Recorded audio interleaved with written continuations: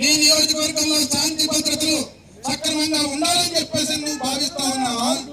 లేదంటే ఎలా ఉన్నా పర్వాలేదు, ఎవరిని చంపినా పర్వాలేదని చెప్పేసి అనుకుంటా ఉన్నావా?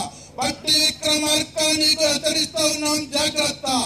ఖబర్దార్ నువ్వు అనుకుంటా ఉన్నామేమో నేను ఉప ముఖ్యమంత్రిగా ఉన్నా, అధికారంలో ఉన్నా సిపిఎం నాయకుల్ని చంపేస్తా, ఎర్ర జెండా లేకుండా చేస్తానని. నువ్వు కాదు, నీ బాబు అంతకంటే పెద్దవాళ్ళు జలగం వెంకటరాజుల దగ్గర నుంచి ఈ జిల్లాలో సిపిఎం ని దెబ్బతీయాలని చెప్పేసి ప్రయత్నం చేస్తే వాళ్ళ తరం కాలేదు.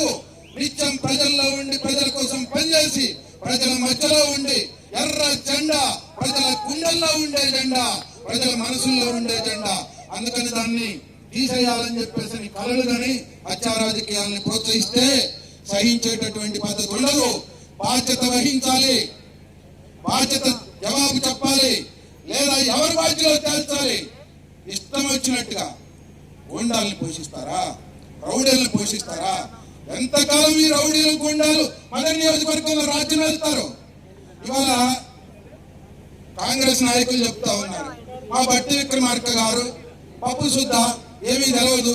మేము అన్నామా బట్టి విక్రమార్క గారు చంపాడనో చంపలేదనో, లేదు చంపించాడనో చంపించలేదనో మేము అన్నామా? కానీ బట్టి విక్రమార్క గారు జవాబు చెప్పాలి కదా.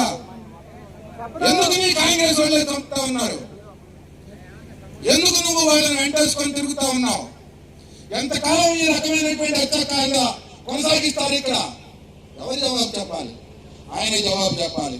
అందుకే జవాబు చెప్పకపోతే ఈ హత్యాకాండ ఇట్లాగే కొనసాగితే ప్రజలు చూస్తూ ఊరుకోరు, ఎర్ర జెండా చూస్తూ ఊరుకోదు. ఎట్లా బుద్ధి చెప్పాలో, ఎట్లా పగ ప్రతీకారం తీర్చుకోవాలో అట్లా ఖచ్చితంగా పగ ప్రతీకారం తీర్చుకుంటారు ప్రజలు అని చెప్పేసి ఈ సందర్భంగా హెచ్చరిస్తా ఉన్నాం. తగిన పద్ధతుల్లో శాంతి భద్రతల్ని కాపాడడంలో పోలీసులు వ్యవహరించకపోతే శాంతి భద్రతల పరిస్థితి సక్రమంగా ఉండకుండా అల్లకల్లోలం తలెత్తే అవకాశం ఉంటుంది. అందుకనే పోలీసు వారిని కోరుతా ఉన్నాం, అధికార పార్టీ ఒత్తిడికి లోనయ్యి ఇప్పుడు వాళ్ళ చర్యలు, వాళ్ళ ప్రకటనలు మీ మీద కూడా ఒత్తిడి చేసేటట్టుగా ఉన్నాయి.